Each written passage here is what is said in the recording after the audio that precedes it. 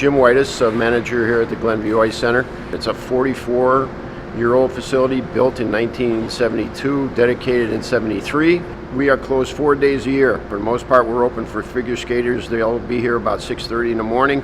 And usually it's a hockey group of some kind or another, whether it's the Stars or Glenbrook South or some rentals. We'll close the building up around 11 or 11:30 at night. And that's pretty much our story, 7 days a week. We're the second most used facility by our attendance reports in the Park District at about 164,000 visitors and registrants a year. The roof is 22 years old. It had a lifespan of 20. We had a consultant out 2 years ago and said that it's pretty much in a condition that the entire surface needs to be resurfaced, and every time you get into that, then there's issues. Most of the edge or the curve has been patched in already, and there are areas that it just takes a finger hole to create issues when there's storm water and snow and ice up here through the winter. That creates issues. Naturally, that's going inside the building, along ceilings and roofs and walls. Most of the lot is original, 44, 45 years old. It's riddled with potholes and significant cracks and just breakdown in the integrity of the asphalt in all different directions. This is one of about 6 of the curb cut stormwater drainage, and you can see how it's settled and sunk in.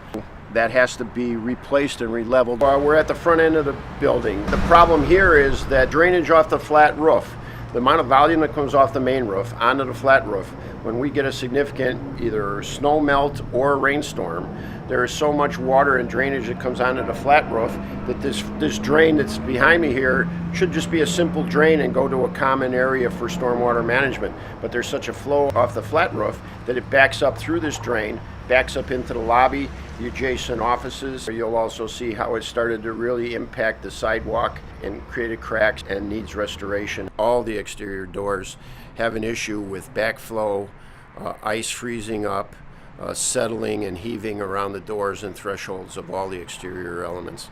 And those all need to be addressed in the short term here.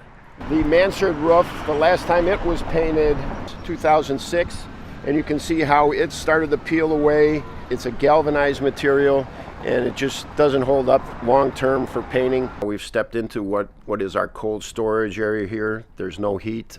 It is protected by fire systems, but it's a cold storage. But we're here to try to have a chance to look at the mansard siding from the inside, and you can see how it's just galvanized sheet metal.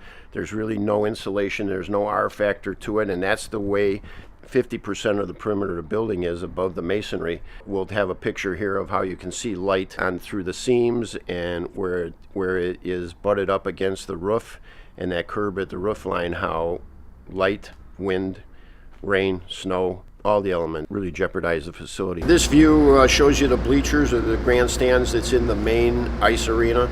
These are all fiberglass, original 44-year-old bleachers. You'll see where they're sort of warped in disrepair, many places cracked and failing on us. They're not a product that can really be repaired.